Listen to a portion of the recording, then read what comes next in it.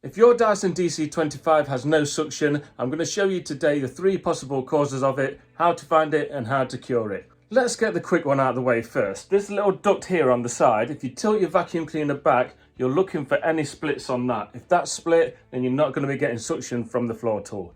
You can just pull this off, buy a new one, push that back on and your problem is solved. I'll put the link to buying one of these ducts on the description too for you. The second reason you might have no suction is you might have a blockage. I'm going to show you the key spots now. So firstly, we're going to remove the floor tool. You just pull this catch like so, and then the floor tool comes off. You can then look in the opening of the floor tool itself. If there's nothing in there, the other place it blocks is on this channel here that runs down from the bin down to the floor tool. Now, how do we know if that's blocked? We just chuck a small coin down it, okay? And then if it comes out the bottom, it's not blocked.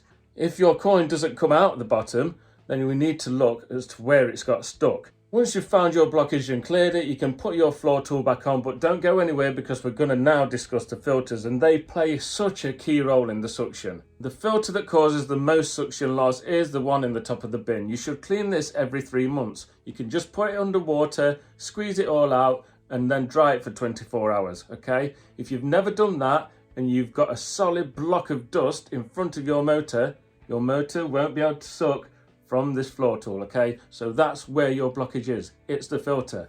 Now the other filter is inside the ball. You can open it by tilting your vacuum cleaner back, opening the flap to the ball, and then this filter just pulls out. What you'll often find though with this one, if it is blocked, it'll make an horrific noise when you start your vacuum cleaner and stop it again. It sounds a little bit like this.